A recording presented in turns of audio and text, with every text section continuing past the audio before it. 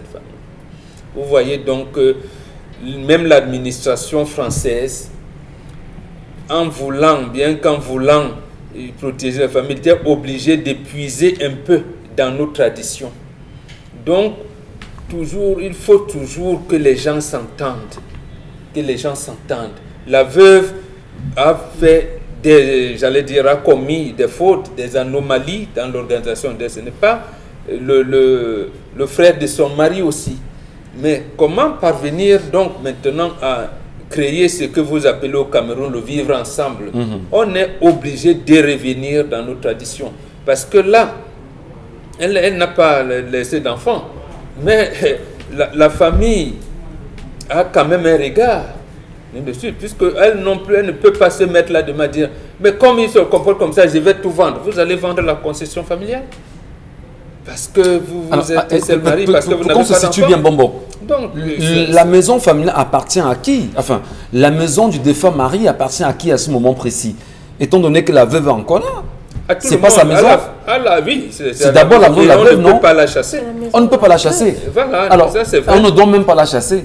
Alors, est-ce que la famille du défunt mari a quand même droit d'intégration dans la maison ou d'intégrer la maison? Je vous réponds en disant, comment la veuve va-t-elle prouver qu'elle a un certificat de non-remariage que l'administration camerounaise exige pour bénéficier des pensions de son mari? Bon, elle peut vous dire qu'elle n'en a pas besoin.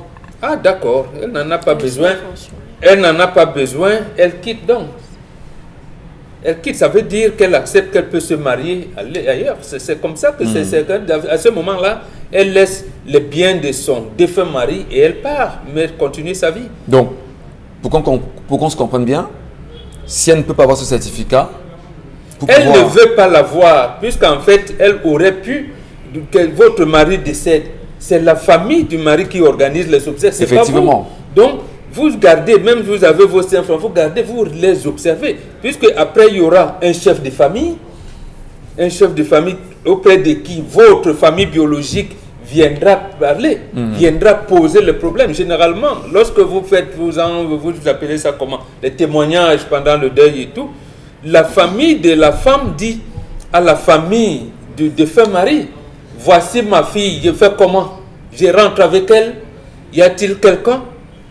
Puisque le jour où on s'est marié, la cérémonie d'autres, aucun des mariés ne parlait. Oui. Voilà maintenant ma fille.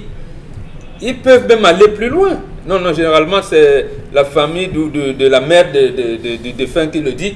Il va même accuser, même à tort. Il dit, vous avez tué mon petit-fils. Comment? Donc la famille de la femme va poser le problème en disant, je rentre avec ma fille, qui va s'occuper d'elle? Puisque celui que vous m'avez présenté pendant la dot n'est plus. Oui. Voilà. Maintenant, la même famille n'a pas posé le problème comme ça. Elle est venue aider sa fille à organiser le deuil en disant, de toutes les manières, qu'on avait fait pendant la dot là ne vaut rien. Et c'est une seule personne qui t'avait épousé. On se limite à tout, ne les intègre même pas dans l'organisation du deuil. Voilà où ça bloque là maintenant. Donc, personne ne va bénéficier là. Il faudrait qu'il trouve un moyen de s'entendre. C'est vrai que le mari, je veux dire, le frère du défunt mari, son beau-frère, voilà, il peut organiser, moi je ne connais pas comment les chrétiens organisent les choses. Il peut faire sa messe d'action de grâce n'importe où, je ne sais pas, mais on ne peut pas lui interdire de venir à la concession. Maintenant, il demande, est-ce qu'il peut revendiquer sa part, la part de bien qui revenait à son frère? Il peut revendiquer que la veuve de son mari lui revienne. De son frère. De son frère, pardon. Il peut revendiquer que la veuve de son frère lui revienne. C'est normal. C'est un bien de la famille. C'est un bien commun. Non, enfin, de la famille. Bien de la famille. Merci beaucoup, Momo Bengane. Allez, Karine Santia, comment peut-on apprécier le comportement de cette femme qui semble ne pas être réceptive justement aux propositions de sa belle famille après le décès de son... Vous savez qu'il y a des gens qui font semblant lorsque la personne n'est plus là. Qui sont ceux qui font semblant? Oui, qui font semblant. J'ai l'impression que ce beau-frère fait un peu semblant parce que plus Dominique racontait l'histoire, au départ, j'avais quand même l'impression que c'est quelqu'un de bonne foi. Lorsqu'il a posé la question de la messe d'action de grâce, je me suis dit que c'est certainement quelqu'un de bien. Mais lorsqu'il change de sujet et arrive à dire que est-ce que je peux réclamer, là, il devient bizarre. Et c'est à partir de ce moment que je ne le suis plus. Vraiment, je ne le suis plus. Votre frère est décédé il y a 2 ans quand vous étiez aussi malade. Ça veut dire que normalement, quand vous êtes guéri, vous devriez aller notamment rendre visite à sa femme, lui demander comment est-ce qu'elle va, est-ce qu'elle tient le coup, vraiment vous étiez malade et tout. Lorsque quelqu'un décède, après 1 an, généralement, on enlève le noir. Est-ce qu'on a déjà fait ça? Parce que ça, c'est fait 2 ans qu'il est décédé. Est-ce qu'on a déjà fait ça? On nous raconte que le monsieur qui est décédé a été inhumé par la famille de sa femme. Où? Dans son village à lui. Comment quelqu'un... C'est-à-dire la famille de la femme vient inhumer l'homme. Comment quelqu'un vient d'ailleurs et utilise votre terre pour enterrer quelqu'un chez vous? Ça se fait? Mais attendez... Organiser le deuil, c'est quoi? Non, il ne s'agit pas de ça. On ne creuse pas les tombes n'importe où. C'est quelqu'un qui vous montre, je prends, je le fais sous la coupole du moment ici. C'est quelqu'un qui vous montre que voilà là où il doit être inhumé parce que son père est ici, sa mère est ici et ainsi de suite. Mais là, vous venez, vous avez l'autorisation, non, vraiment, à partir de ce moment. Peut-être l'histoire n'a pas tout dit. Ça veut dire que ce n'est pas la famille de la femme qui a inhumé ce monsieur. La famille de l'homme. Oui, c'est la famille de l'homme qui a fait les obsèques. Lui, il était malade, il n'était pas là. Donc, il se dit que les gens là n'ont même pas terminé le processus. Pourquoi? Ils auraient dû directement partager les biens pour que j'ai ma part. Comme il n'était pas là, maintenant il veut faire ce qu'eux, ils n'ont pas fait.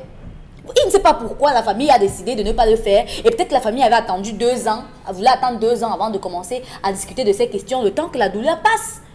Vous savez ce que ça fait pour un parent de perdre un enfant sans qu'il n'ait d'enfant avec sa femme?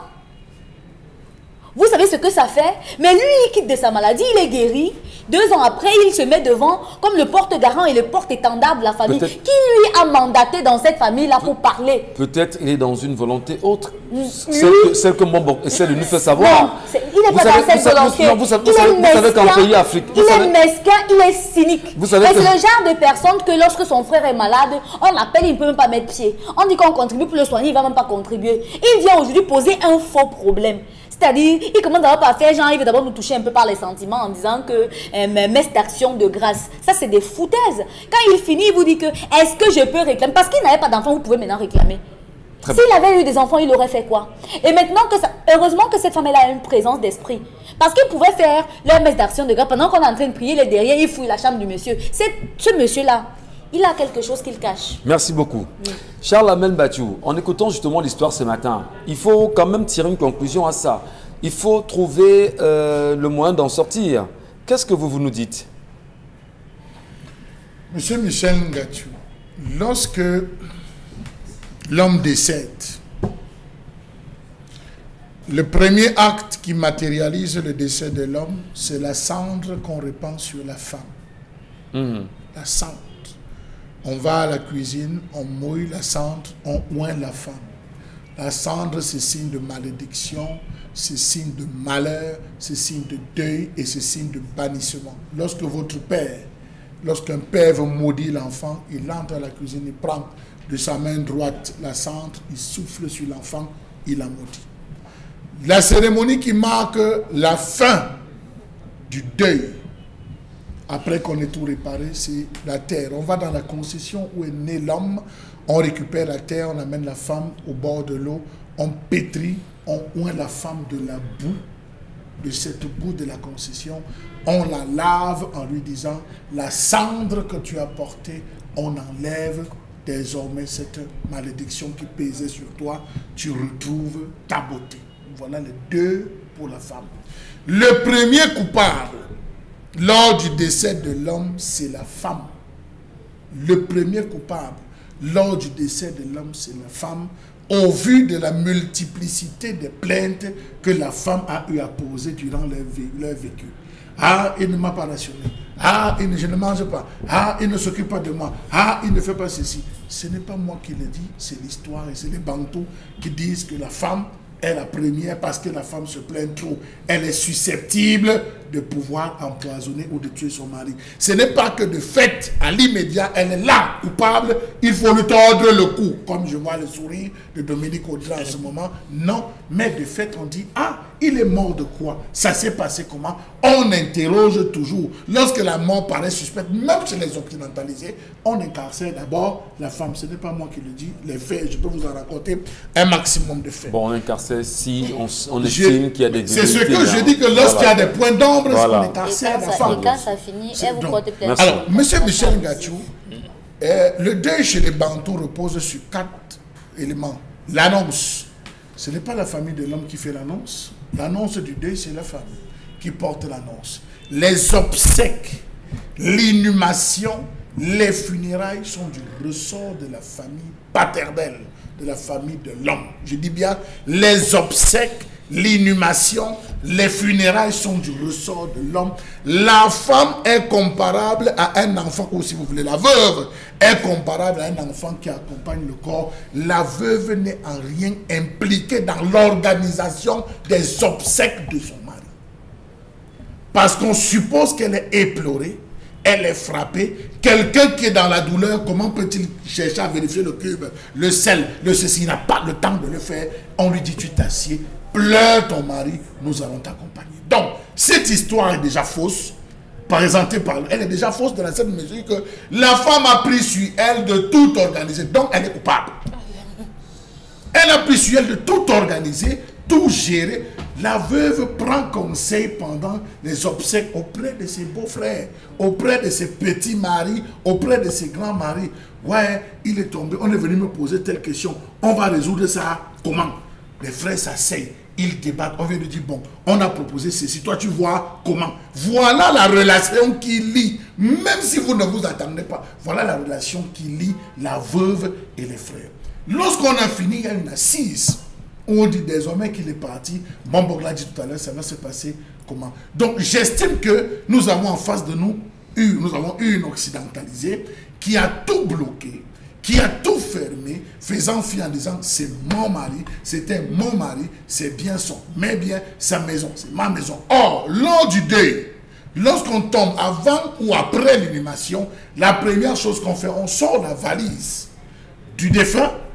On ouvre la cantine dans la cour, M. Michel Ngachou, et on dit à ses frères, prenez possession, jusqu'à ses chaussures. On enlève tout, on dépose, les frères viennent trier, chacun vient prendre. Contrairement à la femme, pour la femme, on n'ouvre pas pour que les gens se servent, on partage. Si c'est une femme qui est décédée, on partage à ses soeurs, on partage à ses filles. Mais pour l'homme, on ouvre, les frères se servent. Donc, j'estime ici qu'on n'a pas respecté, le monsieur est dans son droit. Il est dans son droit le plus absolu de réclamer, M. Michel Ngachou, une partie. Bien que la formulation n'a pas été bonne, il est en son droit. Parce que lorsque vous tombez, la femme n'arrive qu'en 3e ou 4e position. Peut-il exiger justement de la prendre comme... La femme arrive en 6e position. Peut-il exiger justement le rite de veuvage et la garder comme épouse de son frère? Non, il ne peut pas parce qu'il ne participera pas à ce rituel. C'est les femmes qui, pendant le rituel où je vous dis on enlève avec la bombe ou nettoie, c'est elle qui vous pose les questions, qui vous demande que quand tu étais là, tu fonctionnais avec qui, hein, tu vois qui parmi les frères. On pose, ce n'est pas qu'on vous oblige. Vous pouvez dire non. Vous pouvez dire non. La femme, il y a des femmes qui disent je ne suis pas dedans.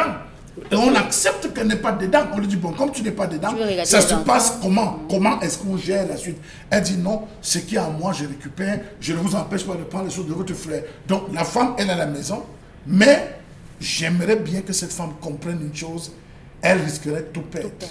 Elle risquerait tout perdre parce que si elle est en face de moi des gens, elle est en face des gens comme moi, M. Michel Ngachou, je viens dans sa concession, tous dans la concession de mon frère. Je dis bon ok, si moi-même tu m'interdis d'entrer dans la concession de mon propre frère, parce que tu dois rester avec nous, nous t'avons épousé. Viens nous dire que tu ne veux pas être avec nous, on acte que tu ne veux pas et on se sépare. Il n'y a pas de problème, on définit les règles, on se sépare. Il faut toujours avoir des souvenirs. Merci Charles. Je crois que même la concession, parce que même mes enfants peuvent aller chez mon frère. C'est chez mon frère, ils peuvent aller passer les vacances chez mon frère, donc ne pas fermer la prison. Comme ça se vit en pays bantou, c'est ça, on doit comprendre ça comme ça. Et effectivement, est-ce qu'on ne peut pas dire, Dominique Audrey, que le mariage civil, acte de naissance, régime monogamique, bien commun, est loin justement des traditions telles que nous expliquent Mbon Bengan et Charles Hamel sur ce plateau, qui estiment qu'il faudrait rentrer dans les traditions pour mieux comprendre la place de la femme. Est-ce qu'on n'a pas trop embrassé, on va dire, le mariage civil ou mariage occidentalisé, entre guillemets, et écarter totalement les valeurs du mariage traditionnel? C'est le mariage civil là qui la protège des individus comme son beau-frère. Parce qu'il faudrait peut-être qu'un avocat nous corrige. C'est dans la partie du mari défunt qu'elle arrive peut-être en 6e position. Elle n'a que les 3/4 des biens de son mari. Nous sommes dans un mariage en bien commun, dont on scinde d'abord en 2. Et maintenant, c'est dans la parcelle du mari qu'elle a encore quelque chose à voir. Donc, si elle n'avait pas ce mariage civil-là et qu'elle s'était contentée d'avoir un mariage bantou, on l'aurait mise dehors. Non. Tout simplement. Non, au contraire. Parce qu'elle n'a pas d'enfant, elle aurait même eu beaucoup de mbombo. Dans le monsieur les bantous. Mais vivant dehors. Sauf que ça, ce sont les normes qui devraient être établies. Mais dans nos réalités quotidiennes, c'est diamétralement opposé. Nos réalités quotidiennes ont été galvaudées par les occidentalisés. Michel Gachou, la situation de cette jeune femme aujourd'hui nous montre à suffisance, nous témoigne à suffisance que dans les familles, tout n'est que hypocrisie. Tout est hypocrisie.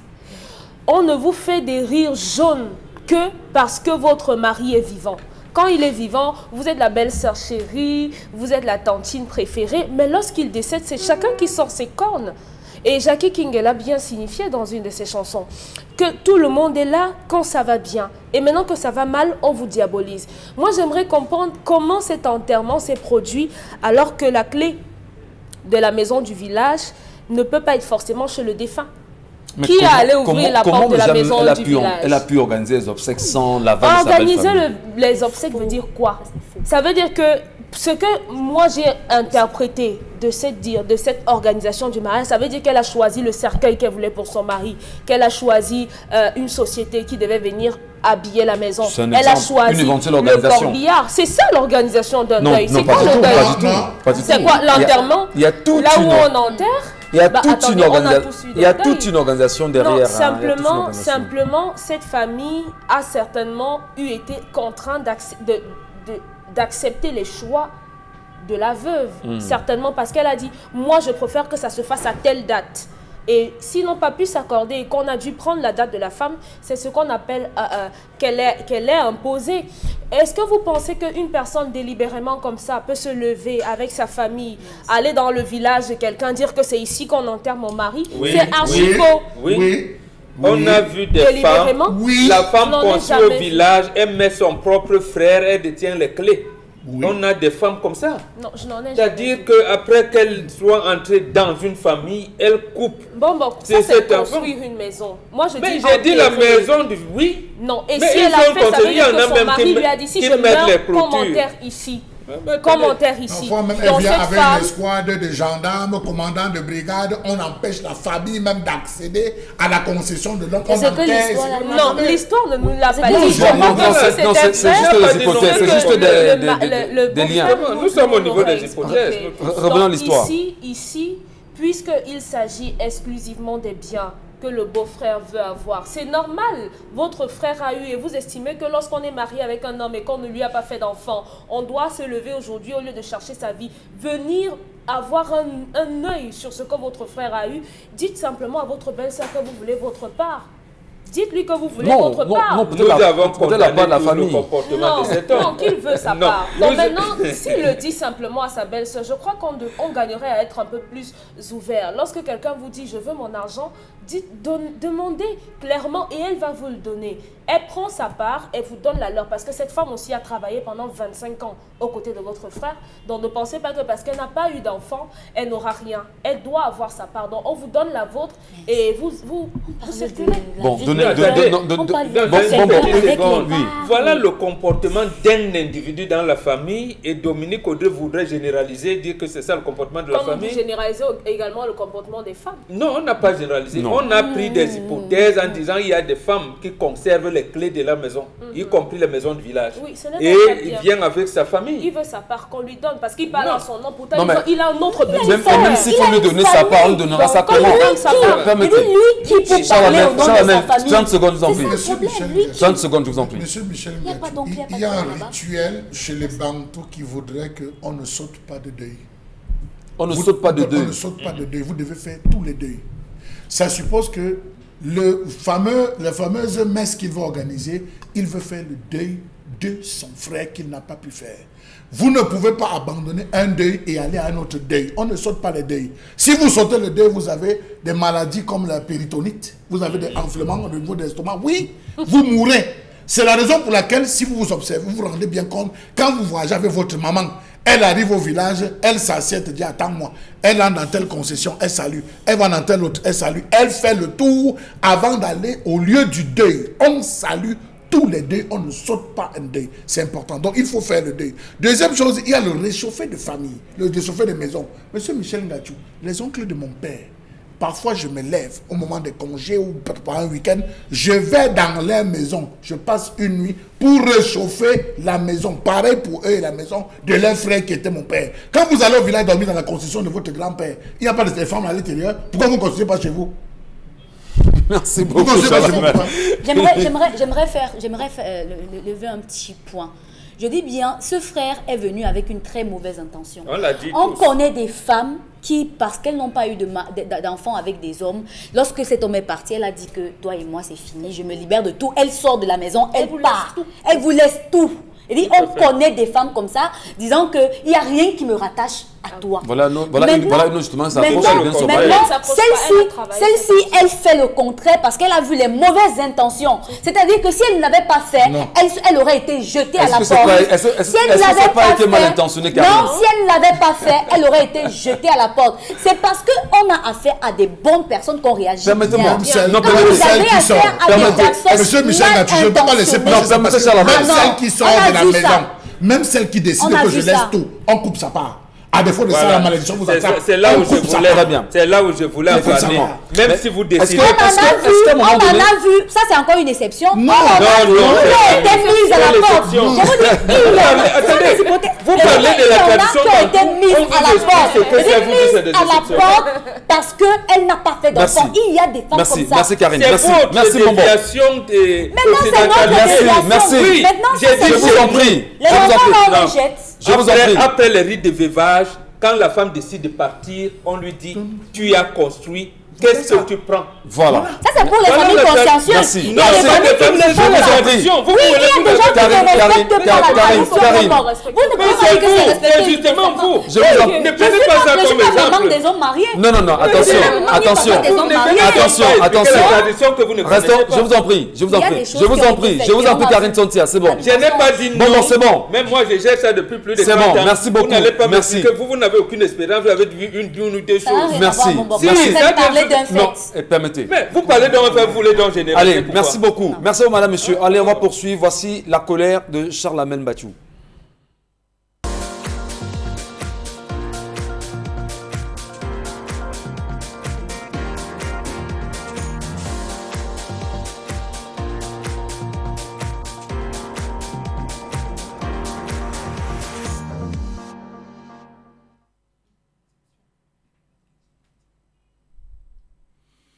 Je m'interroge ce jour sur la question de l'interdiction des cours de vacances par le professeur Nalova Lyonga, ministre des enseignements secondaires au Cameroun.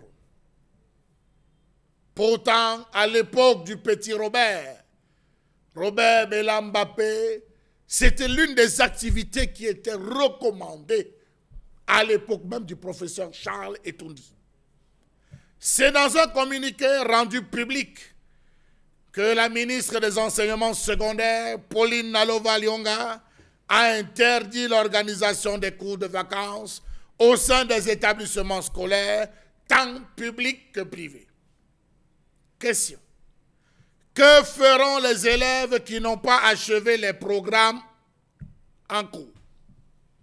Ça fait 5 mois que les élèves sont en classe, sont à la maison, quelles seront les stratégies prises en compte pour rattraper les programmes, les modules et les leçons perdues l'année prochaine? Autre question. Est-ce que cette situation augure un excellent résultat pour l'année prochaine? A-t-on tenu compte de cela dans la mise en place des nouveaux manuels scolaires? Autre question. Comment comprendre une telle mesure lorsqu'on sait que les enfants, pour la plupart, sont à la maison depuis le mois de mars, ce qui fait en sorte que les enfants sont restés cloués pendant 5 mois avec toutes les possibilités d'oubli et perte de certaines notions? Comment comprendre cette suspension de cours de vacances, mieux, remise à niveau, lorsqu'on sait que le programme scolaire n'a pas été achevé et qu'en plus des cours de rattrapage permettront aux élèves de relever leur niveau sur les disciplines et les matières dans lesquelles ils ont eu à rencontrer des difficultés ou des problèmes de compréhension et parachever le programme qui n'a pas été fait. Par exemple, les cours sur les combinaisons, statistiques et combinaisons, les élèves ne l'ont pas vu pour les classes de 4e, 3e, 4e, 5e, 4e, ils n'ont pas pu voir ces cours. Comment vont-ils faire lorsque la rentrée va démarrer, puisque ce sera ces cours? Les cours de vacances ont l'avantage, entre autres, de redonner confiance à l'élève en l'aidant à surmonter ses difficultés, le remettre à niveau en vue d'un changement radical pour la prochaine année scolaire ou l'aider à s'imprégner des principales notions des programmes de l'année scolaire qui va débuter. De nombreux établissements scolaires ont pris sur eux de parachever les programmes en organisant des cours lundi, mercredi et vendredi. Madame le ministre a dit stop. Elle ne veut pas entendre parce que les enfants sont censés se reposer. De quels enfants parle-t-on? Les enfants qui se reposent depuis le mois de mars et qui aujourd'hui ont de la peine à ouvrir un cahier, de la peine à pouvoir se remémorer. Est-ce qu'on a pris des dispositions, puisque Madame le ministre est allée jusqu'à proposer pour la rentrée prochaine des cours à mi-temps? Est-ce qu'on a pris le rattrapage sur soi de faire le rattrapage des autres cours? Que non. Les cours pourtant de remise à niveau ont ceci, qu'ils redonnent après la confiance, qu'ils revoient les principales notions de programme de l'année scolaire passée pour préparer convenablement l'année à venir. Remettre à niveau en vue d'un changement radical pour l'année qui débutera, faire acquérir des méthodes de travail, d'organisation et d'apprentissage, permettre de retrouver le goût de l'effort, de la confiance en soi et de la réussite, aborder sa rentrée scolaire avec sérénité et plein de dynamisme. Au lieu de refuser les cours de vacances, ne devrait-il pas s'occuper à lutter contre le travail des enfants pendant les vacances aux abords des voies routières? Telle peut être la question qu'on a appelée à se poser aujourd'hui, avec le dernier résultat du baccalauréat qui a démontré une grosse faiblesse de la part des enfants. J'en connais des parents aujourd'hui et même des responsables d'établissement qui demandent à tous de se préparer parce que l'année prochaine, les échecs seront catastrophiques. 5 mois au quartier et on refuse de rattraper avec des cours et une mémoire peut-être fatiguée. La question, je vous la pose, Madame le ministre. Est-ce qu'elle vous répondra, Charles Hamel, en espérant déjà qu'elle essaye de se rapprocher de l'office du baccalauréat camerounais pour qu'on puisse résoudre le problème posé aujourd'hui par ces mêmes enseignants qui demandent à ce que les frais de correction leur soient payés au plus vite parce que dans les jours à venir, on rentrera dans les délibérations du probatoire au Cameroun. Et ici, ces enseignants disent toujours ne pas avoir perçu leur argent et pourtant, on le sait bien, dans les frais des pensions, dans les frais justement des dossiers de ces différents examens, tout est déjà impliqué dedans. Pourquoi ne pas payer ces enseignants aujourd'hui? Mais maintenant, la question ou la colère exprimée ce matin par Charles Hamel, c'est une colère qui peut être perceptible à travers toutes les familles du Cameroun aujourd'hui. Tous les parents d'élèves sont choqués, outrés, énervés de savoir que les enfants ont fait pratiquement, bon, bientôt pour beaucoup, ce sera fait 6 mois au quartier, sans un cours de répétition, sans prendre la peine de recycler les enfants et que ce soit la ministre des enseignements secondaires d'un pays comme le Cameroun qui demande absolument à ce que les cours de vacances soient exclus dans tous les établissements. Qu'est-ce qui peut bien motiver cette façon de faire les choses?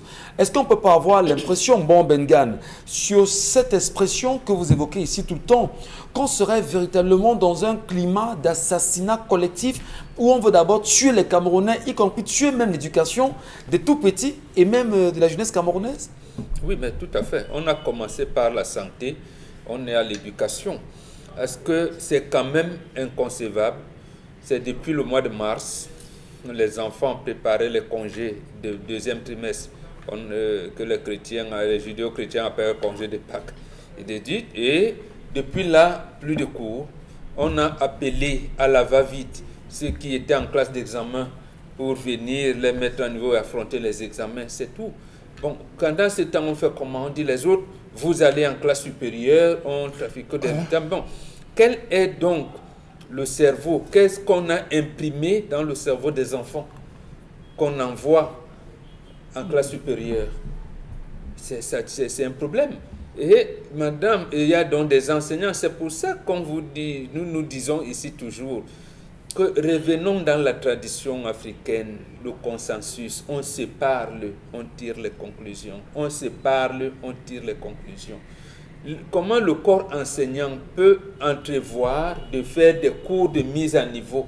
On s'attendait à ce que le ministre leur dise, oui, prenez un mois, la distanciation de 25 par là, bon, en mathématiques, voilà. Insister sur encore voilà. Que les enseignants qui avaient proposé cela avaient, comment je vais dire ça, un programme de mise à niveau. Voilà. De mise à niveau, ce n'était pas des cours... j'avais dit des répétitions ordinaires où on dit payer 10 000, payer... Donc, il fallait... Et c'est le même comportement que les autorités administratives ont lorsque vous déclarez une manifestation. On refuse d'abord, on soupçonne de quoi, je n'en sais rien.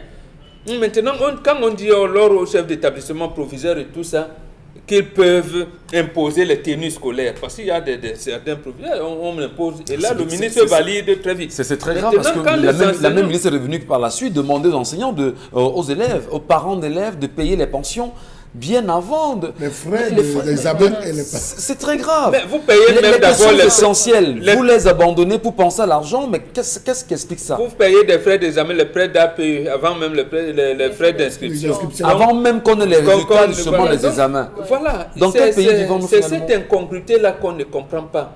C'est-à-dire, il y a trois composantes dans ce que vous appelez communauté éducative. Il y a les apprenants, la famille et les enseignants.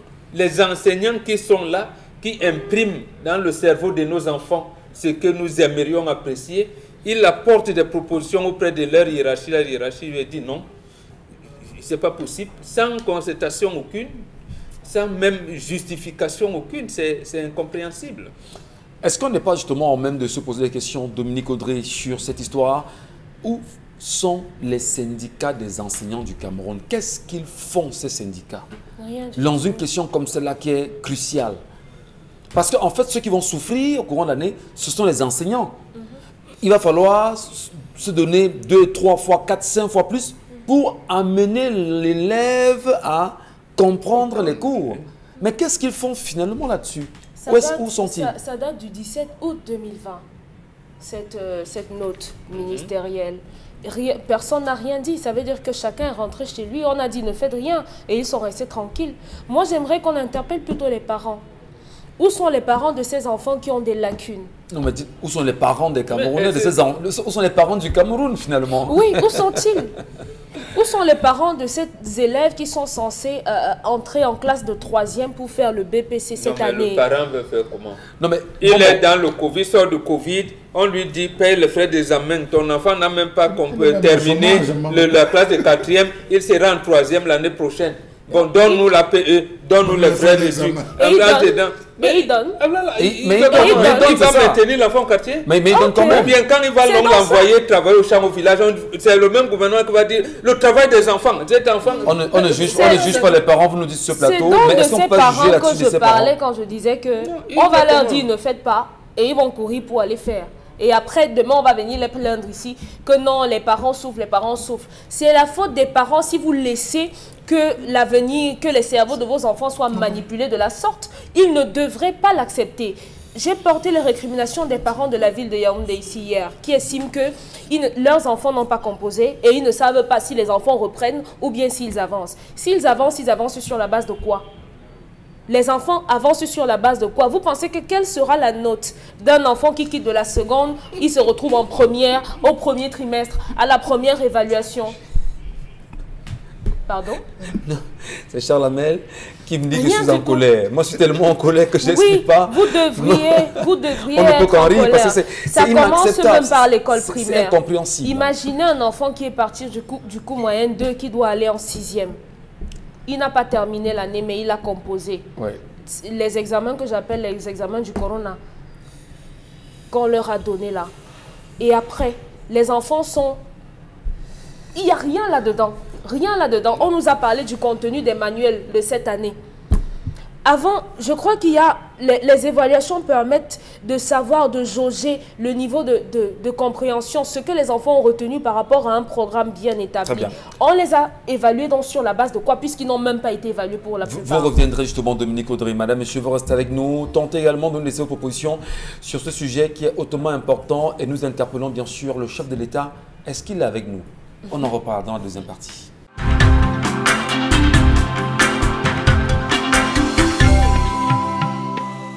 Bon retour, mesdames, messieurs, sur nos antennes avec 10-12 le Zénith qui se poursuit effectivement jusqu'à midi. Avec vous également, nous tenterons de mieux comprendre les réalités qui se greffent au Cameroun et les réalités, bien évidemment, avec le ministère de l'enseignement secondaire qui vient d'interdire qu'il y ait des cours de vacances pour les élèves qui sont en plein Covid. On va dire pratiquement à la fin du Covid aujourd'hui, quand on sait bien sûr que Monseigneur Samuel Cléda nous a fait savoir qu'il a vaincu le Covid au Cameroun.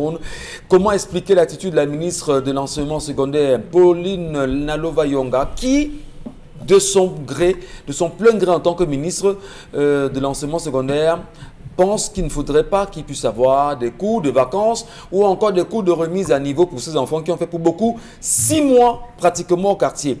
Comment l'expliquer? Et Dominique Audry, nous posions la question de savoir où sont les parents effectivement. Enfin, vous posez la question. Tout à fait. Que disent les parents? Que font les parents d'élèves du Cameroun sur cette question précisément? Bonne question, Michel, parce qu'à un moment, la ministre applique des ordres, applique une certaine vision. Mais maintenant, ce sont les parents qui sont garants de ce que deviendront leurs enfants demain. Rendez-vous compte qu'aujourd'hui, vous avez un enfant qui est en 3e, qui n'arrive pas à écrire le mot chose. Il écrit chose, il écrit C-H-A-U. Comment est-ce que ça s'explique, un titulaire de BPC? Comment est-ce que ça s'explique? Ça veut simplement dire qu'on a un système éducatif qui est foutu en l'air. Et lorsqu'on regarde aujourd'hui tout ce qui se passe dans ce ministère, précisément des enseignements secondaires, parce que plus bas encore à l'école primaire, c'est la catastrophe. Il n'y a qu'une seule responsable, Madame la ministre. Il n'y a pas que la ministre de l'enseignement secondaire, parce qu'il y a aussi le ministre de l'éducation de base, oui, qui n'est pas exclu. Hein. Voilà. Qui n'est pas exclu. Je veux dire que dans ce ministère-là, au niveau de la 6e en terminale, les choses sont vraiment, mais vraiment graves. Et on se serait attendu que Madame la ministre prenne un peu sa casquette de ministre et qu'elle mette ça de côté.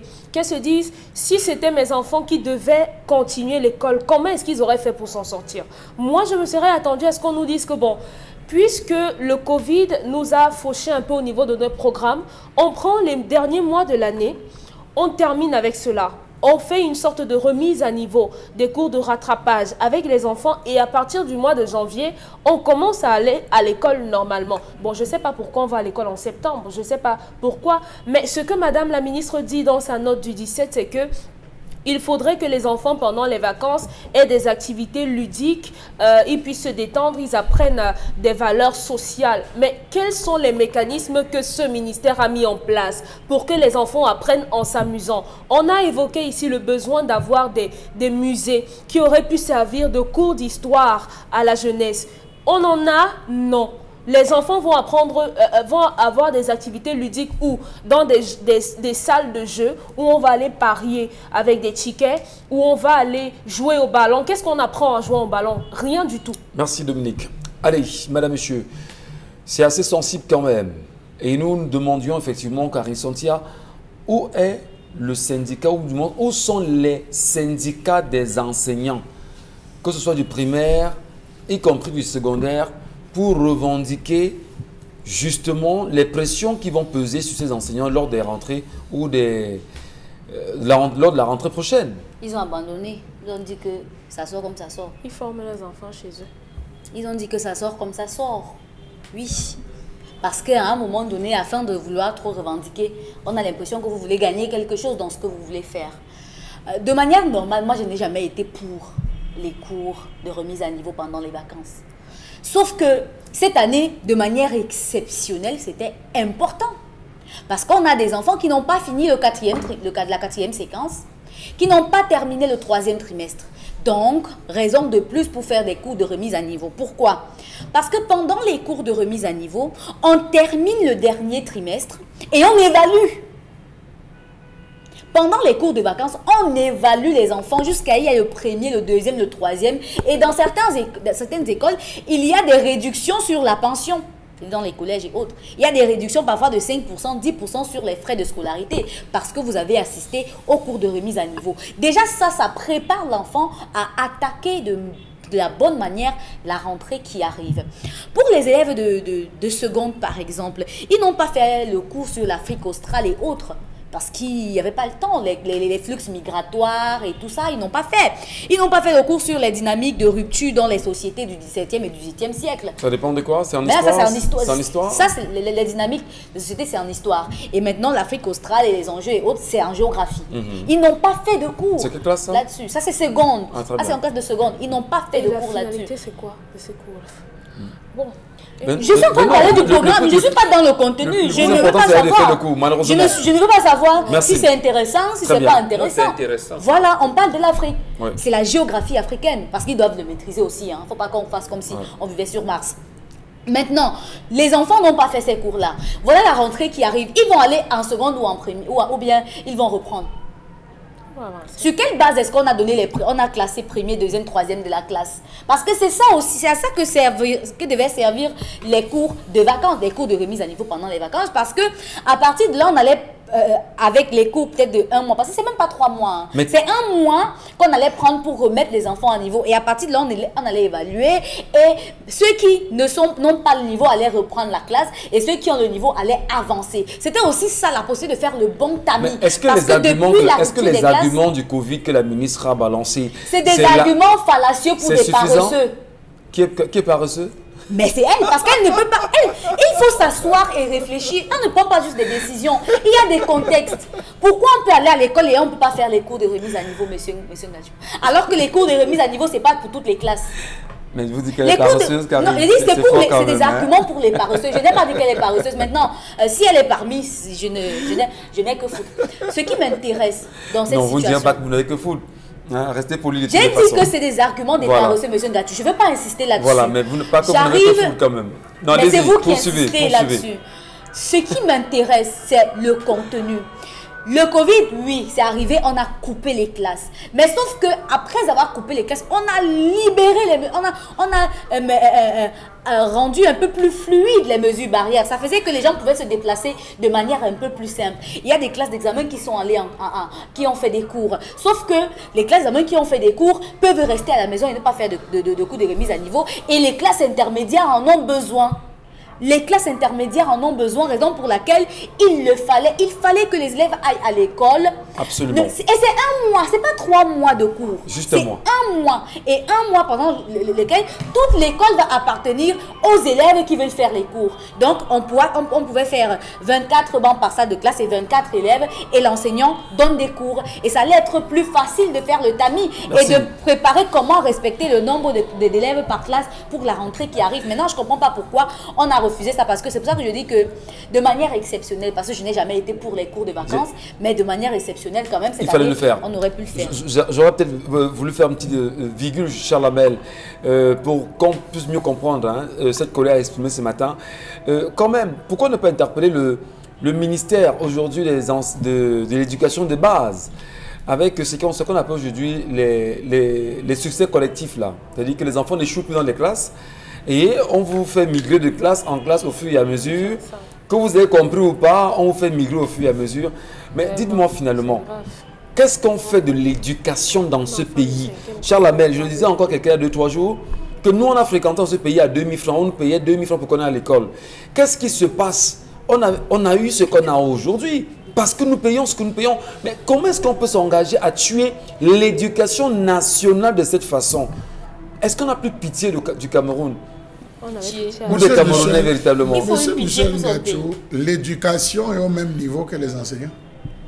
Ah, au même niveau que les enseignants? Au même niveau que les enseignants. C'est là où se trouve l'éducation. Si vous nourrissez les enseignants, l'éducation va être nourrie. Vous ne nourrissez pas, on stagne. C'est clair, monsieur Michel Ngatsou. La preuve aujourd'hui, dans beaucoup d'établissements, le professeur enseigne, il dit, on m'a demandé de vous enseigner. Je vous enseigne. Lecture. La Première Guerre mondiale, ça a commencé en temps. Faire un rendez-vous la semaine prochaine. On m'a demandé de vous enseigner. Je suis payé pour vous enseigner, mais je ne suis pas payé pour vous instruire.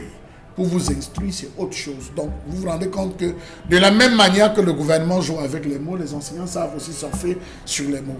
Monsieur Michel Ngatsou, de Bernard... Et le peuple paie le prix. Oui, de Bernard Bidias Angon, puisque le même enseignant qui enseigne mal va libérer un docteur qui va injecter mal, qui reviendra l'injecter lui-même, le même professeur, et qui finira par injecter le ministre. Donc ne vous dérangez pas. C'est cyclique. C'est cyclique. Non, ce qu'on croit avoir sauvé ou tué ici, monsieur Michel Ngatsou, c'est celui qui... Le gars qui aura eu son baccalauréat avec mention sans niveau, c'est le même gars qui va se retrouver dans la rue à poser des actes que vous allez... Donc, c'est comme ça la vie. Enseignez mal, enseignons mal, ça va nous retomber dessus. Donc, de Bernard Bidias Angon, en passant par Georges Ngango et en échouant sur Robert Belambapé, monsieur Michel Ngatsou, on a eu, je ne parle pas de l'époque de Ndamdjoya, on a eu des ministres qui, à des moments, s'ennuyaient dans leur bureau, descendaient, prenaient la craie pour enseigner. Je parle de Georges Ngango, ceux qui ont connu Georges Ngango. Je parle de Bernard Bidias Angon. Je parle de Robert Belambapé, il descendait. Il arrive en salle de classe pour des inspections. Il trouve que vous êtes en train de donner moi la crème, madame. Asseyez-vous. Et il commence. Le petit Robert a fait des démonstrations. Les vacances étaient un moment où on disait 2 mois suffisent pour un enfant de se reposer. 1 mois, on le prépare au futur combat. C'est comme ça, on le prépare psychologiquement.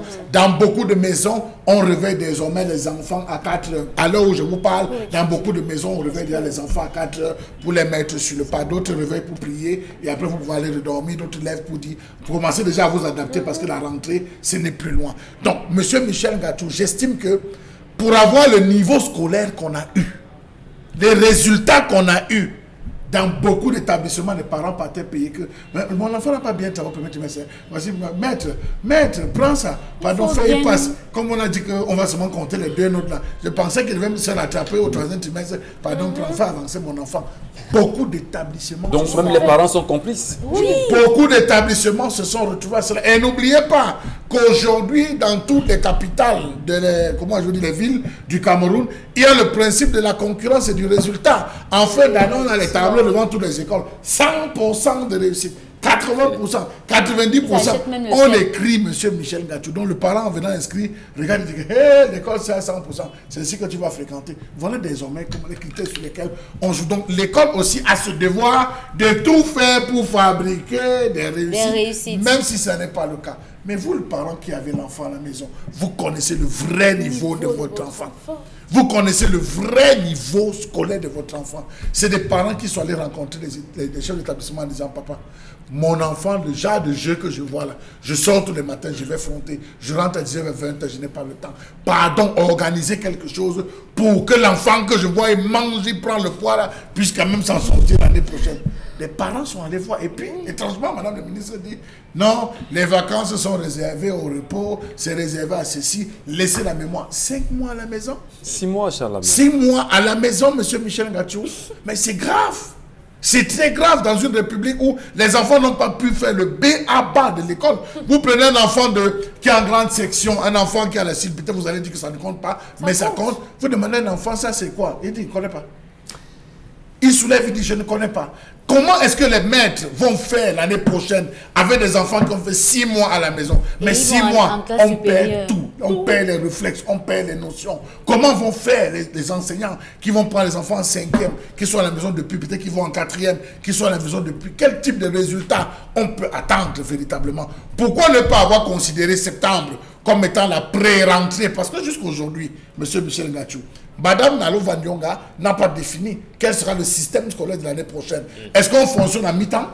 Est-ce qu'on continue à le plein temps? Elle n'a pas défini. Peut-être elle est en train de réfléchir et elle va nous surprendre parce qu'eux, ils ont un problème là-bas à Yaoundé. Ils cherchent plus à sauver la rentrée scolaire qu'à sauver l'école.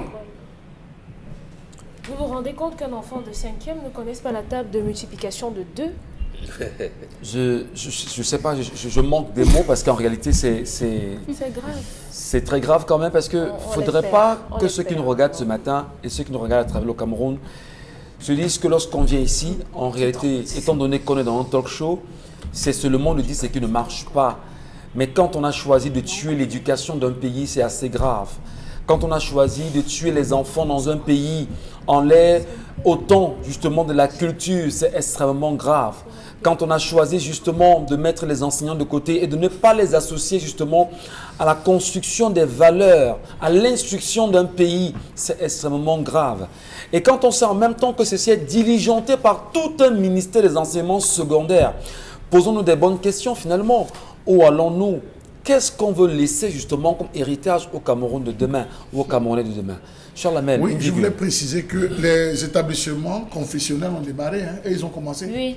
Les établissements, ils démarrent avant le public. Oui. Ils ont déjà démarré. Et les premiers cours des établissements confessionnels portent sur les rattrapages, M. Michel Ngachou. Donc, vous voyez, il faut vivre en anticipant sur son temps.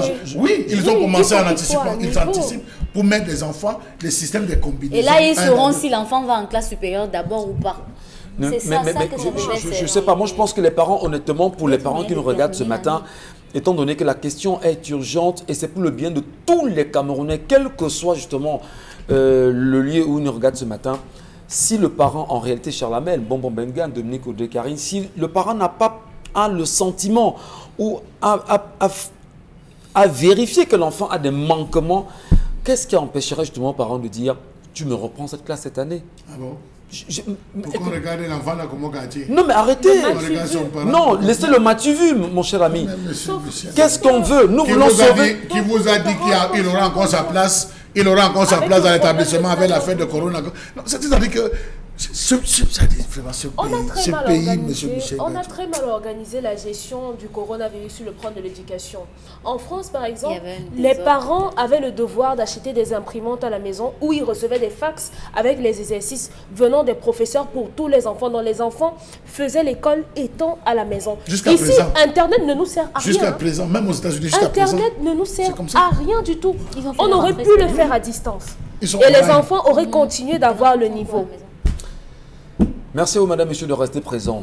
Le Cameroun est parfois, on manque de mots, on se dit mais on va où?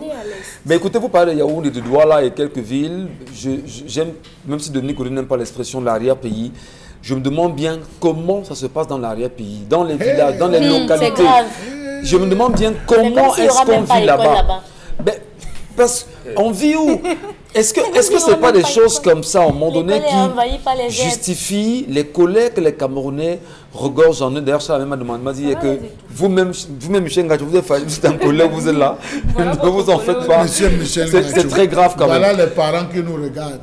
Chaque parent ici va vous dire que de mars à septembre, les enfants leur ont coûté énormément. Oui. Vous mettez la balance là aujourd'hui, tous les enfants qui sont à la maison ont pris un poids énorme. Non, mais attendez. Dès le deuxième mois, les parents n'avaient qu'une seule prière. Dans certains quartiers, les parents se sont associés. Certains parents se sont associés pour prendre des répétiteurs, pour pouvoir essayer de remettre. Mais le répétiteur n'est pas l'enseignant. Je continue à le dire, le répétiteur n'est pas l'enseignant. L'enseignant, lui, il a reçu la pédagogie, il a reçu toute la procédure pour pouvoir dispenser le cours. Le répétiteur vient en appui. Il faut faire la part entre le répétiteur et l'enseignant, monsieur Michel. Bonbon Bengan Kandji, la réalité est tellement forte aujourd'hui. il faudrait certainement interpeller quelqu'un. Parce que on peut interpeller plus d'une fois la ministre des enseignements secondaires, on peut interpeller plus d'une fois le ministre de l'éducation de base, on peut interpeller plus d'une fois le ministre même de l'enseignement supérieur, parce qu'il n'y a pas que au niveau du secondaire qu'il y a des soucis. Est-ce que le chef de l'État lui-même est conscient de ce qu'il est en train de laisser comme héritage aux Camerounais? Parce que, disons-le, il est sur la voie de sortie. Qu'est-ce qu'il laisse au Cameroun? On n'a pas d'éducation dans un pays comme le nôtre? Non, nous avons un chef d'État qui est imbu de sa personne. Je vous en prends pour preuve. Il célèbre le cinquantenaire de la réunification du Cameroun à Buea en 2014. On fait défiler les enfants qui sont nés en 82. Non, jamais vu les... Bon, c'est vrai, et je n'étais pas fort à l'école, mais de 82 à 2014, il me semble que ça n'atteint pas 50 ans. Donc, comment on les fait défiler? Pourquoi ne pas faire défiler les enfants qui sont nés en 61? Par exemple. En leur disant, oui, on a fêté un peu en retard, mais bon, c'est vous qui aurez dû fêter en 2011.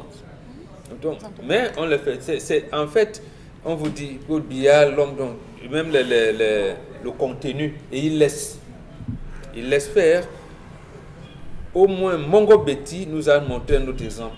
Il ne soutenait pas le régime, mais il avait soutenu la mutuelle de personnel des enseignants encadrée par Charles Bolomé Tundi lorsque les enseignants camerounais voulaient prendre le CPR.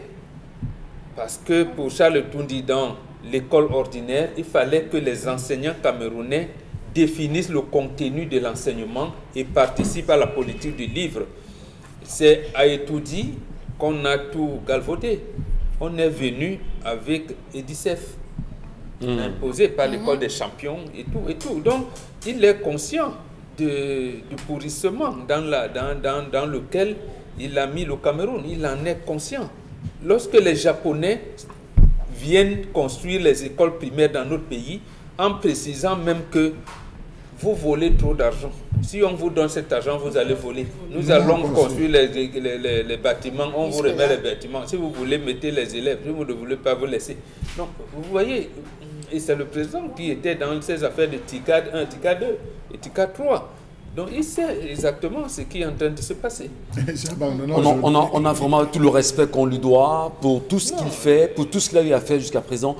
Mais à un moment donné, on se dit, mais finalement, qu'est-ce que vous nous laissez? Qu'est-ce que vous nous laissez? Qu'est-ce que nous allons laisser justement à nos enfants? Et ce qui est dramatique, effectivement, aujourd'hui, c'est que sur la question, on commence à parler du chef de l'État dans le livre d'histoire de terminale, dans les cours d'histoire de terminale, alors qu'il est encore vivant. Oui. Il est encore vivant et on insère justement ça dans le livre d'histoire de terminale. Et vous pensez que les renseignements généraux ne lui rapportent pas ça? L'histoire, c'est quoi? C'est pour enseigner les mots. Non, l'histoire, c'est la connaissance du passé. La connaissance du passé. Mais ils vont vous dire que c'est seulement pour enseigner les mots. Non, mais sois sérieux. Franchement, il ne faut pas... À un moment donné, soyons sérieux, Karine Sontia. On dit l'histoire, c'est la connaissance des faits du passé. Vous dites qu'aujourd'hui... 1982, c'est au présent. Non, mais écoutez, on vous dit de 1982 à 2020. Leçon 8, Paul Biya, l'homme et ses œuvres. Ça, c'est le passé? Oui, de 82. Est-ce que Paul Biya a encore des affaires? Mais lui-même, il vous dit que son œuvre, c'est d'avoir apporté la démocratie. Mais qu'il quitte d'abord. Quand il va quitter, justement, on va évoluer. On pourra justement... Quand il va quitter, on va justement voir l'essentiel. Vous pouvez casser... Quand ils sont vivants, non. Non. Il faut dire juste une chose au chef de l'État, M. Michel Ngatiou, et qu'on sait qu'il regarde ce programme, tous ceux qui font la plaventrisme là, qui sont près de vous, ne vous aiment pas. Il ne vous aime pas. Non, mais et j'ai bien peur. Oui, il peut ne pas savoir. Ouais. Non. Monsieur le Président, tous ceux qui sont tout autour de vous ne vous aiment pas. Non, Charles Hamel, le langage que vous tenez, c'est pas celui-là. C'est les autres le problème. Non, c'est lui le problème. Non, dites simplement c'est lui le problème également. Parce qu'on ne peut pas... Écoutez, Charles Hamel, on ne peut pas être l'entrepreneur en chef. Lorsqu'on fait des conseils des ministres, est-ce qu'il y en a au Cameroun? Monsieur Michel Ngatiou, quand quelqu'un veut faire de vous un dieu, vous êtes conscient que vous avez le sang qui coule, non? Vous êtes conscient que vous allez mourir, n'est-ce pas? Bien sûr. Que vous n'êtes pas un dieu? Bien sûr. Mais s'il est content de ça. Vous voyez à quel point on est tous énervés sur le plateau, simplement parce qu'on s'amuse avec l'éducation de nos enfants et ça ne nous arrange pas. Allez, parlons justement d'éducation, madame, messieurs, dans un instant, seulement avec Consti Lamine qui nous retrouve cette fois-ci pour nous parler justement de Central Balangwa School. Madame, monsieur, on vous retrouve.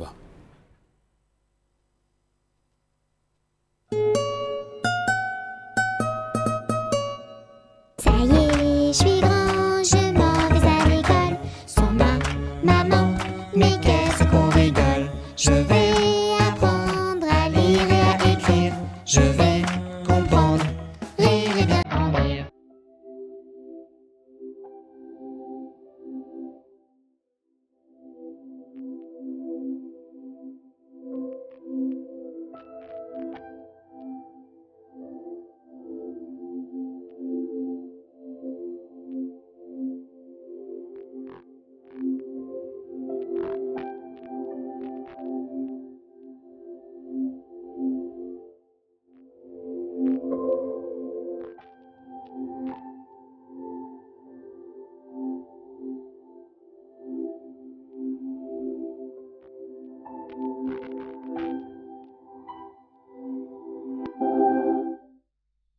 Merci beaucoup, Consti Lamine, bonjour. Alors bonjour Michel, bonjour nos téléspectateurs et bonjour à tous les parents qui nous regardent ce jeudi matin. Merci d'accueillir chez vous la Central Bilingual School.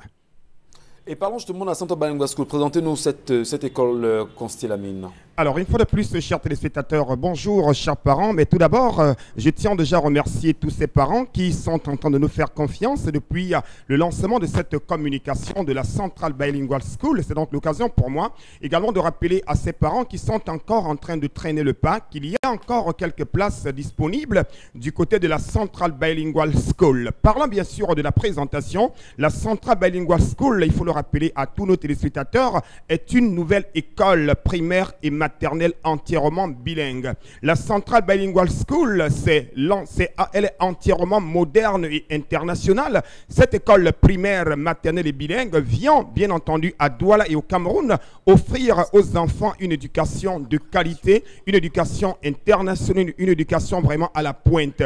Parlant bien sûr de la présentation de cette école, il faut le rappeler, chers téléspectateurs, que la Central Bilingual School, c'est 3 sections de cours, la section anglophone, la section francophone et la section bilingue de la maternelle au primaire. La Central Bilingual School est située en plein cœur de Douala, au quartier Nyala, du côté bien sûr du carrefour Tekam, non loin de la base chinoise. Cette école primaire ultra moderne et internationale vient ainsi au Cameroun offrir, comme je l'ai dit tout à l'heure, à tous ceux-là qui ont besoin de donner une éducation de qualité à leurs enfants, à tous ceux-là qui ont besoin de permettre aux tout petits de grandir dans de très bonnes conditions, raison pour laquelle nous sommes là ce jeudi matin pour essayer d'informer et d'attirer l'attention de tous les parents qui nous regardent en ce moment, qu'une école c'est bien, mais l'école de la Central Bilingual School c'est encore mieux. Alors, pour poursuivre le questionnaire avec vous justement, Consti Lamine, la particularité de la Central Bilingual School. Alors, il y a des écoles primaires à Douala de très très bonne qualité et au Cameroun, ça je le sais déjà, mais la Central Bilingual School présente plusieurs particularités. Tout d'abord,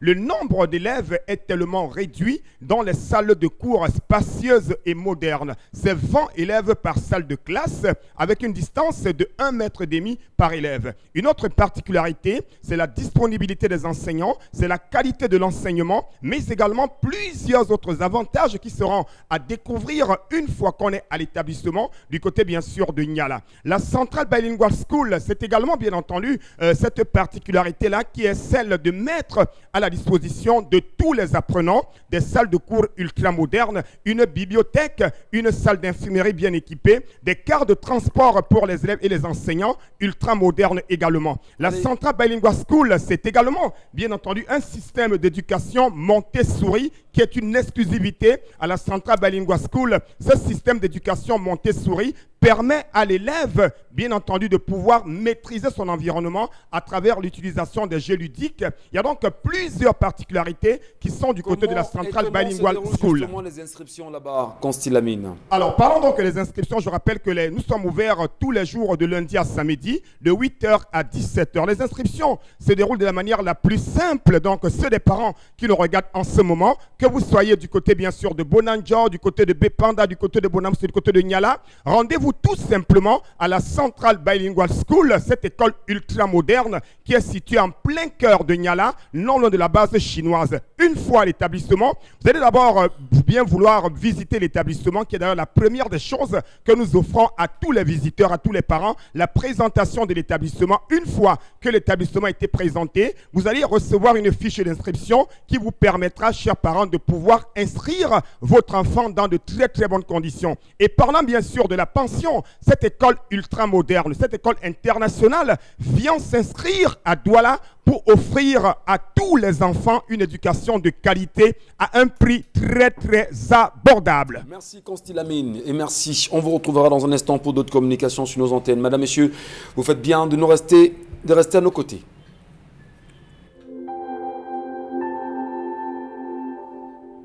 Allez, on va poursuivre l'émission avec vous, je vous en prie. Merci de mieux comprendre l'évolution avec nous sur ce plateau. Karine Santia, la revue des réseaux sociaux, c'est tout de suite, c'est maintenant.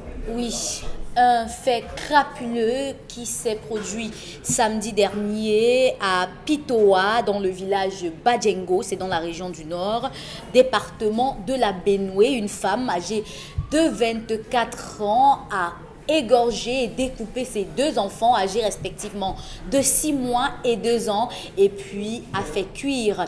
Les images de ce drame font le tour de la toile depuis hier soir et on peut dire que c'est la consternation totale.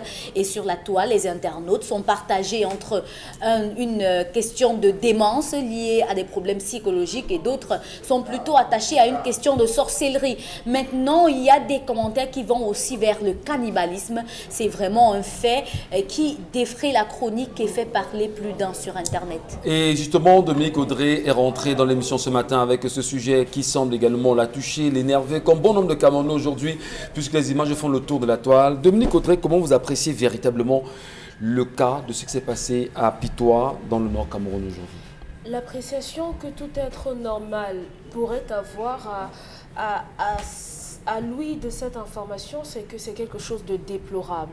Maintenant, il n'y a pas une explication plausible qui puisse expliquer ou bien justifier une telle action. Bien que j'ai pu lire sur les réseaux sociaux que d'aucuns estiment qu'il y a un problème de nutrition là-bas, que les gens sont affamés. Mais attendez, si vous êtes affamé, il y a des endroits où vous pouvez aller demander à manger. Rendez-vous même dans une église. Vous dites que vous avez faim là-bas. Si on ne vous donne rien, faites du porte-à-porte. Mais vous ne pouvez pas, de façon délibérée comme ça, tuer vos deux enfants. Maintenant, j'interroge la présence du voisinage. Est-ce que les enfants n'ont pas crié quand elle était en train de les tuer? Est-ce qu'elle les a simplement étouffés? Qu'est-ce qu'elle a fait? Comment elle a procédé pour le faire à 2 reprises sur 2 enfants? Donc, il faudrait... C'est pour ça que je me dis qu'on a une société, un gouvernement qui est quelque peu défaillant. Parce que dans d'autres pays, lorsqu'on a une femme comme celle-ci, dans l'hypothèse selon laquelle elle est célibataire et qu'elle a une situation de vie assez précaire, on a généralement dans d'autres pays des services sociaux qui se rapprochent pour essayer de voir comment est-ce qu'elle vit, comment elle gère cette situation. Bon, M. Mbachou nous a dit hier que ces services sociaux n'ont pas de quoi se déployer sur le terrain, mais ils devraient en avoir parce que le social est une zone névralgique. Il faudrait qu'on mette l'accent dessus. Auquel cas, on aura toujours ce genre de situation. Non, on ne sait pas avoir. On ne sait plus en avoir. Oui, il faudrait que le ministère des Affaires sociales remplisse pleinement son rôle. C'est un peu comme ces femmes qui sont condamnées, retenues dans des hôpitaux parce qu'elles n'ont pas terminé de payer les factures. Avec M. Mbachou ici, on a appris que dans les hôpitaux, on est censé avoir une cellule du ministère des Affaires sociales qui prend en charge ce genre de personnes-là. Donc, dans notre société, dans notre entourage, on a des femmes et des hommes qui ont des situations précaires. Et c'est à ce moment précis que le ministère des Affaires sociales doit faire montre de ses capacités. Charles Hamel, comment vous appréciez justement ces images qui font le tour de la toile depuis hier? Ces enfants qu'on a vu découpés comme des morceaux de viande et dans une marmite, et dans des marmites, c'est grave quand même, non? C'est la faute du renouveau. C'est la faute du régime en place. Le renouveau en vieillissant a vieilli avec tout, M. Michel Ngatiou. Si on avait eu un renouveau qui travaille, rappelez-vous de l'affaire Dikoum, M. Michel Ngatiou. Oui. À peine l'affaire Dikoum avait commencé à faire des bruits que des mesures avaient été prises à cette époque par l'ensemble des ministères, du ministre des Affaires sociales, la condition féminine. On avait fait des sorties pour essayer de prendre des mesures pour éviter que Le cas d'Ikoum, je ne vais pas revenir là-dessus, des cas ou des autres cas d'Ikoum ne puissent se multiplier parce que comme ça... Peut-être il faut rappeler justement à ceux qui nous regardent que c'est une affaire qui a des frères chroniques au Cameroun. Gros fait divers où la femme avait choisi de tuer son mari et jeter le corps dans la Sanaga. Bien. Donc, on est là dans les années 1986. Vous avez, M. Michel Ngadio, des chefs de quartier. Quel est le rôle d'un chef de quartier? Quel est le rôle d'un chef de bloc? C'est ça. Connaître les habitants, discuter avec les habitants, être renseigné sur son bloc, les affaires de sa cité, M. Michel Ngadio, rendre compte au chef de quartier, qui lui rendra compte au chef de village, qui lui rendra compte au commandant de brigade, qui rendra compte au commissaire de police, qui rendra compte. Voilà comment la chaîne évolue. Même dans les établissements scolaires, M. Michel Ngadio, lorsqu'on a un enfant qui, à la moindre parole, sursaute, on commence à interroger son vécu à la maison. Est-ce qu'il est à l'aise? On pose des questions, on fait des rapports qu'on envoie pour essayer de se demander est-ce qu'il est bien encadré par les parents. Voilà donc une autre femme. Ça, c'est le premier point. Avant d'arriver même à cette femme. Le voisinage, M. Michel Ngadio.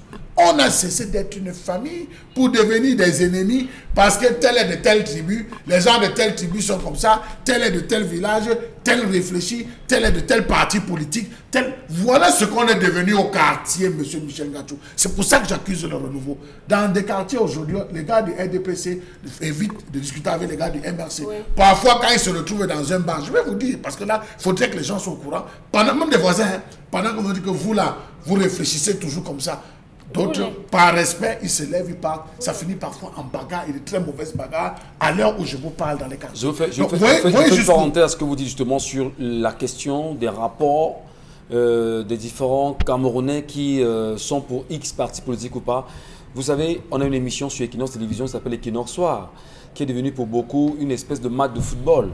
Lorsque les gens se retrouvent dans des bars le soir, il y a ceux qui sont pour le parti au pouvoir, ou pour d'autres partis d'opposition. Et c'est justement, les rencontres se font dans des bars, et c'est à ce moment précisément que des faits comme ce que vous décriez peuvent arriver, Charlemagne. Pire, vous avez aujourd'hui la notion des églises de réveil, où à chaque église de réveil, un comportement particulier, une façon particulière d'agir. Nous avons décrié ici, appelant le Minat, en disant, mais arrêtez ces conneries qu'on appelle les églises de réveil, c'est en train de tuer le peuple. Vous avez désormais des églises où on dit transfusion sanguine interdit. Vous avez des églises où on dit port du tissu pagne, interdit. Vous devez porter un seul tissu toute votre vie. Vous avez des églises où il est strictement interdit de consommer la viande parce qu'on estime que la viande de l'animal n'est pas différente de la viande de l'homme. Il ne veut plus consommer. Regardez des stupidités qu'on laisse couler. Posez-vous donc la question. Vous avez vu au Kenya, un pasteur a demandé à une dame de consommer, a demandé dans son église de manger les herbes. Vous avez vu ces images où les fidèles mangent les herbes en disant que c'est bénéfique pour la santé. Est-ce que cette femme appartiendrait à une église de réveil? Première question. Est-ce que vous savez, une église de réveil qui l'a traumatisée, qui a fait un lavage de cerveau? Est-ce qu'il y aura un lavage de cerveau? Deuxième question, est-ce qu'elle est dans une sorte de secte? Est-ce qu'elle subit le traumatisme de la vie? Monsieur Michel Ngadio peut avoir subi les inondations. Est-ce qu'elle peut avoir subi, perdu son mari? Elle peut avoir Boko Haram. Elle peut avoir... Qu'est-ce qui peut je ne suis pas en train de justifier, mais je dis le voisinage devait se rendre compte de son instabilité et d'alerter qui de droit. Est-ce qu'ils l'ont fait? Parce que là, elle n'est pas coupable que seule. Elle est coupable avec les voisins qui certainement, tout à l'heure, Karine a posé la question de savoir, y a-t-il eu des cris? Comment est-ce que les deux enfants sont retrouvés? Dominique, est-ce qu'on les a étouffés? Donc j'estime que c'est le renouveau et il faudrait que le renouveau résout lui-même ce problème qu'il a créé de nouveau. La crainte est perceptible à tous les niveaux, Maman Bengan. Charles Hamel interpelle le renouveau sur cette question. C'est une question, c'est un sujet qui n'est pas gai à évoquer parce qu'on ne parvient pas à comprendre comment on peut choisir de tuer ses enfants et de les mettre dans une marmite pour en faire un bouillon. C'est pas de la sorcellerie, ça, c'est quoi? C'est l'européanisation du monde. Ça peut vous paraître ambigu, mais c'est cela. Lorsque nous accusons l'Occident, je ne dédouane pas le renouveau, puisque le renouveau perpétue le comptoir occidental dans notre pays. Comment vous pouvez me dire qu'on admet qu'un être humain normalement constitué reste avec un boa ou un python à la maison et que ce python puisse avaler les enfants des voisins. Quelquefois même le même gardien de ce python. Comment vous pouvez admettre que dans l'Occident, quelqu'un vient à la plage, il trouve les gens, il arrose, et qu'un enfant de 9 ans prend une arme aux États-Unis, part tirer sur ses camarades. Seigneur, je voudrais peut-être ajouter, comment vous admettez que la loi en ce moment qui est en train de tout faire pour passer en France, qui voudrait que bientôt, que l'on essaie de voir comment l'homme et l'animal seront pratiquement au même niveau et on pourra même faire avorter des femmes qui ont déjà 9 mois de grossesse. Je ne sais pas si on est dans le même monde finalement. Voilà, c'est pour ça que j'apprécie l'intervention de Charles Hamel qui a pris ces pans-là et pour voir comment cette européanisation du monde qui commence dans les années 1400, qui se perpétue aujourd'hui, un restaurant à Yaoundé où c'est Jesus Restaurant, une femme qui travaille là-bas, assassine sa propre fille et prépare le héros avec. J'étais détenu par un Nigérian. Aujourd'hui, personne ne vous dit où en sont les enquêtes. Qu'est-ce qu'on en fait avec les crimes rituels à Mimboman, en Konsamba? On vous dit seulement, la presse vous rapporte seulement qu'un jour, qu'on a arrêté quelqu'un avec un congélateur où il y avait des parties génitales des êtres humains dans un congélateur, des cœurs, de tout. Bon, ça date depuis. Quand on vous dit c'est ça, c'est l'européanisation du monde. C'est l'européanisation du monde qui date depuis ces années-là, qui est en train de se mouvoir, de se perpétuer comme ça. Parce que dans nos traditions, lorsqu'il y avait un démon mental dans une société, dans la concession, voilà, dès qu'elle accouche, on prend l'enfant. Parce que si vous laissez une folle, comme on dit souvent, elle va s'attacher à son enfant. Vous ne pouvez plus lui arracher son enfant. Vous ne pouvez plus lui arracher son enfant. Mais aujourd'hui, on vous dit que tel type-là, il vient souvent coucher les folles à tel endroit. Il vient souvent, il y en a même qui vont dans les morgues, finir les morgues. Bon, je pense qu'il y en avait un ici, comme on l'appelait, Pharaon, qui était morguier ici à Alcantine, qui vous racontait des histoires. Donc, vous imaginez quel monde? Vous parlez de l'humanisation. L'Europe n'est pas humaine. L'Europe n'est pas humaine. Donc, c'est ça qui se développe comme ça. Et nos traditions sont en train de disparaître progressivement au point où on se limite. Ah, tel est de telle partie, on ne se trouve plus. J'ai vécu des situations dans nos villages où une famille est christianisée protestant, ne salue plus ses frères qui sont christianisés catholiques. Oui. Et une famille qui fait 40 km pour aller mettre ses enfants à l'école parce qu'ils sont catholiques et que l'école catholique est loin. Vous voyez, c'est un peu difficile. Quand on vous dit c'est comme ça qu'on est arrivé à ce pourrissement que nous trouvons aujourd'hui. Bon, Bengan Kandji, merci beaucoup pour ces appréciations en tant que chef traditionnel avec nous sur ce plateau, autorité surtout. C'est un plaisir de vous entendre vous prononcer, mais surtout transmettre toutes nos condoléances, oui, aux proches de ces enfants qui sont durement éprouvés, comme beaucoup de Camerounais, par le décès et par l'horreur qui fait le tour sur la toile. Heureusement, je pense qu'il est aussi important de dire aux parents ce matin, faites très attention à ne pas montrer ces images aux enfants de peur de traumatiser les tout-petits. Ce n'est pas des images qui sont belles à regarder, mais le sujet est suffisamment saisissant pour qu'on puisse s'arrêter un instant et interpeller le système, la justice, mais surtout la société camerounaise dans sa généralité. Karine Santia, autre sujet ce matin. Oui, on s'intéresse notamment à ce communiqué de la Commission nationale des droits de l'homme et des libertés concernant les marches du 22 septembre qui fait le tour de la toile justement parce que l'un des signataires, une seule personne l'a signé en la personne de James Mwangi Kobila qui est le président par intérim de la Commission nationale des droits de l'homme et des libertés. L'autre question que les internautes aussi se posent, c'est dans le contexte contenu même de ce communiqué. Là, je vais vous prendre au niveau de la deuxième page, lorsque le signataire valide notamment les opérations des forces de défense et de sécurité au nord-ouest et au sud-ouest, et qu'il soutiennent légitimes en ce qu'elles visent uniquement à préserver l'intégrité du territoire national face aux activités des terroristes sécessionnistes armés, ainsi qu'à protéger les personnes et les biens. Là, on a déjà jugé et on connaît que ces sécessionnistes-là sont des terroristes. Il y a un ensemble de choses que la toile récrimine aujourd'hui et pose la question, cette commission n'est-elle composée que d'une seule personne?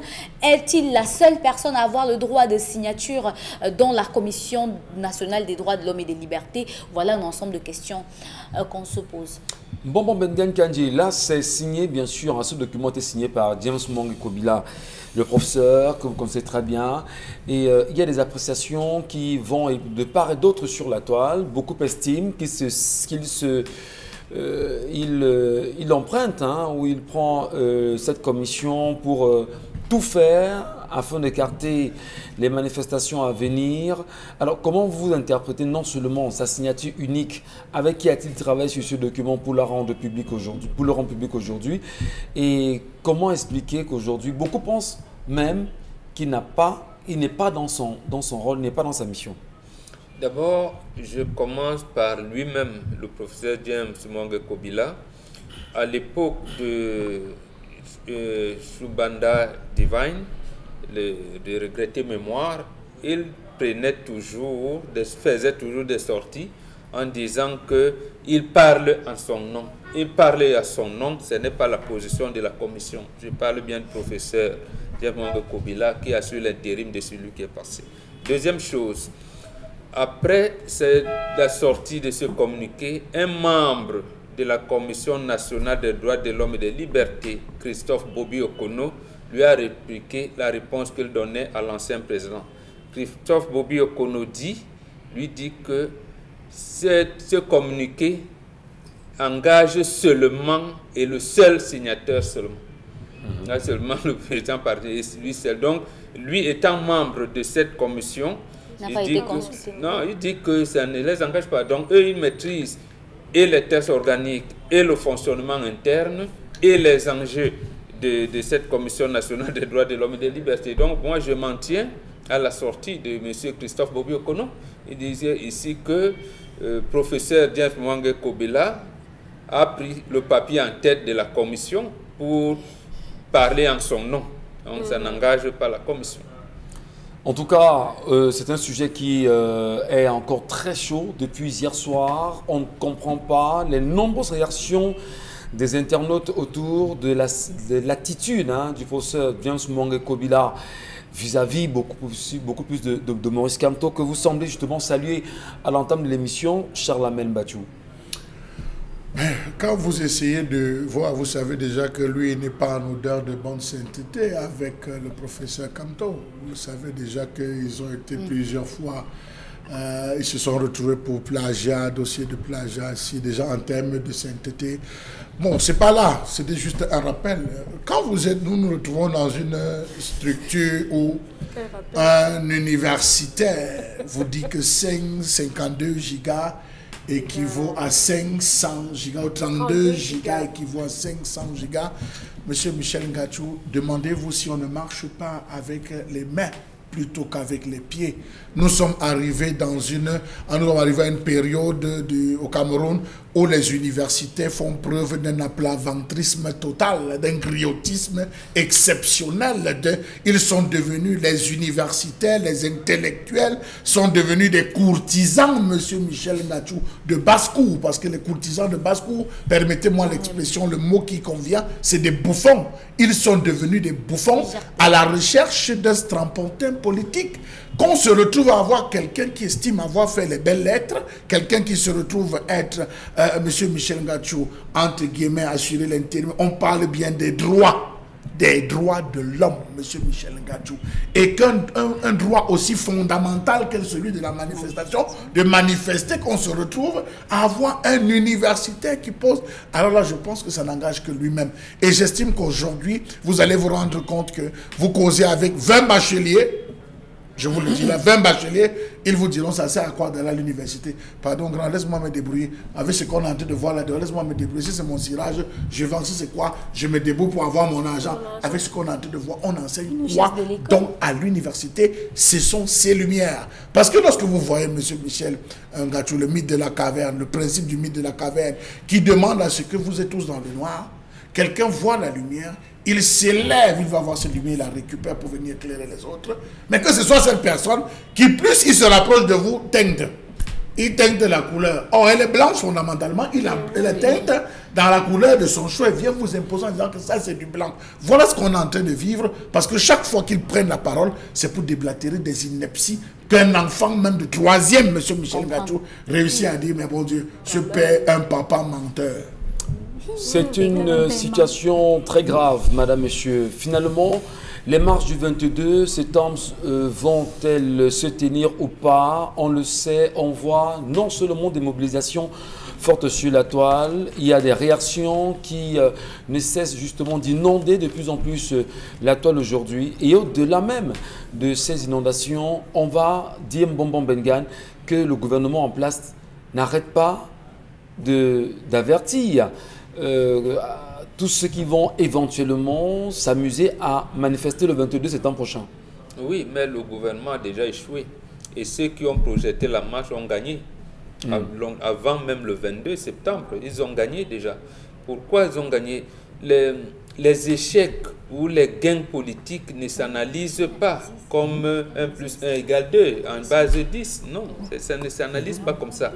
Ils ont gagné pourquoi? Parce que le peuple, au regard de tout ce que vous dites, le peuple camerounais est en train de vaincre, comment je vais dire ça, la fourberie, est en train de se constituer une image de nationaliste qu'il n'aurait pas dû laisser. Donc c'est quand même le peuple d'Ernest Wandje, de Oumniobe et de Abel Kingé. Donc rappelez-vous, si on prend l'image de l'équipe nationale de football des Lions Indomptables. Mais attendez, lorsque Eto'o gagne, on dit le pichichi, tout le monde, ballon d'or ici et là. Lorsqu'ils ont commencé à perdre, tout le monde a dit, mais non, Samy, c'est quoi là, tu gâtes l'équipe nationale et tout. Lorsque la victoire revient, on dit, ah oui, voilà. Donc en fait, ici, le peuple camerounais a eu des déboires en 92, c'est-à-dire que l'opposition n'a pas pris le pouvoir, mais comment ressortir l'idée de changement? On est donc en train de vaincre la peur. Maintenant, le peuple apprend à vaincre la peur. Là, ils ont déjà, les organisateurs de cette marche ont déjà gagné. Mais ce n'est pas dit dans l'environnement politique, dans le champ politique, que ce sera le 22, le 23 ou le 24 septembre. Ça peut être le 11 novembre, ça peut être demain, ça peut être le 4 février 2021. Donc là, le gain est déjà là, le fruit est mûr. Quand c'est mûr, le mangue est mûr, vous n'allez pas dire que ça va tomber. Et chaque fois qu'il y a le vent souffle, nous on allait attendre si la mangue tombe. Et voilà, quelquefois, le vent soufflait toute une journée, la mangue ne tombait pas. Ouais. Et le matin, quand on venait, on trouve que la mangue est tombée alors qu'il n'a même pas soufflé la nuit. Donc, en fait, c'est ça, le gain est déjà là. C'est comme ça que, bon, je peux me tromper, mais c'est comme ça que j'analyse. La comparaison que vous faites est très gravement bon. Non, Oumniobe était maquisard. Mais pourquoi tout le monde dit aujourd'hui c'est lui le père de la nation, c'est lui le père de l'indépendance?